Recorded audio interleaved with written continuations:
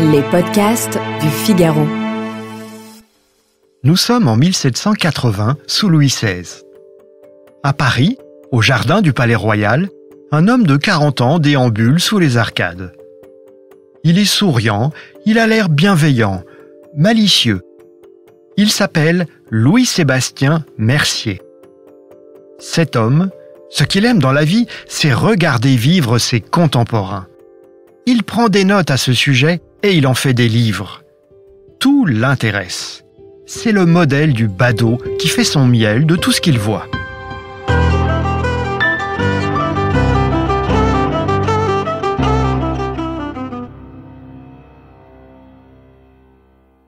Louis-Sébastien Mercier s'amuse du spectacle qu'offre un type d'homme nouveau, les passionnés d'actualité.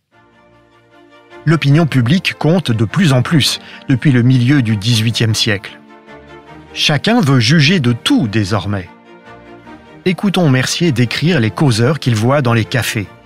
C'est là qu'on réalise des chimères, qu'on suppose des alliances, qu'on fabrique des traités, qu'on déplace des ministres, qu'on fait vivre et mourir des souverains à son gré. Autre nouveau personnage, les journalistes. À l'époque, on les appelle les nouvellistes. Dans les jardins du Palais Royal, on fait cercle autour de ces personnes qui affirment avoir des scoops à révéler et ménagent leurs effets. On est impatient de les entendre. Vite, on veut savoir. Écoutons Mercier. Ici, le nouvelliste dont on attend le fait le plus important se mouche et chacun trépigne. Il prend du tabac et tout le monde tempête. Pour tout arranger, la mode s'en mêle. Reconnaître qu'on n'a pas d'opinion sur la polémique du moment vous ferait passer pour un imbécile. Mercier observe, on croirait ne pas exister si l'on ne demandait des nouvelles à chaque personne qu'on rencontre et si l'on n'en fabriquait pas lorsque les folies des hommes ou les hasards n'en produisent pas. Parce que ce qui frappe le plus Louis-Sébastien Mercier, c'est la prolifération des fausses informations. C'est la façon dont beaucoup croient des bobards invraisemblables, ce qu'on appelle aujourd'hui des fake news. Vous me direz que sous Louis XVI, la presse n'était pas libre. Il y avait une censure. C'est vrai, mais Mercier n'a pas l'air de considérer que c'est pour ça qu'une partie de ses contemporains sont si crédules. Pour lui, les vraies raisons sont ailleurs. Si les fausses nouvelles prolifèrent, c'est parce que chacun a envie non pas d'être informé, mais d'être conforté dans ce qu'il croit. Entre une vraie info qui ébranle une certitude et une rumeur qui la renforce, le choix ne fait guère de doute. Écoutons encore notre écrivain. L'impatience de certains nouvellistes dégénère souvent en frénésie. Il n'existe que pour courir les promenades publiques à dessein d'apprendre et de répéter tout ce qui se dit, tout ce qui s'imprime. Et par leur empressement à tout croire, les plus simples conjectures se réalisent à leurs yeux.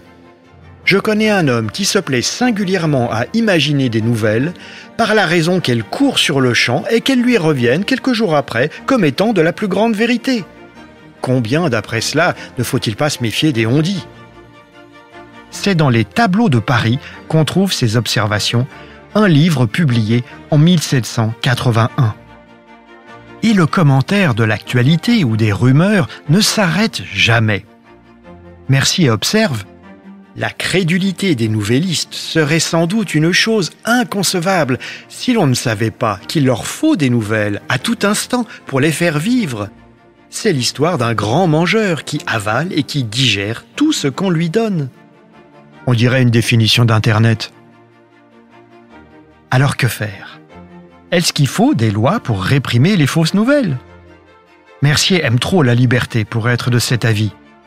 Notre homme en appelle à la responsabilité des journalistes, à leur discernement, au recoupement prudent qu'il faut faire. Il écrit « Les nouvelles ne sont recevables que lorsqu'elles ont fait quarantaine. » Oui, vraiment, Louis-Sébastien Mercier, c'est un bon guide.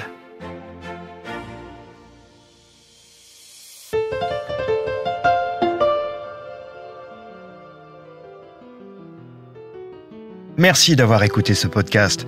Je suis Guillaume Perrault, rédacteur en chef au Figaro. Vous pouvez retrouver le Moment Histoire sur Figaro Radio, le site du Figaro et toutes les plateformes d'écoute. À bientôt.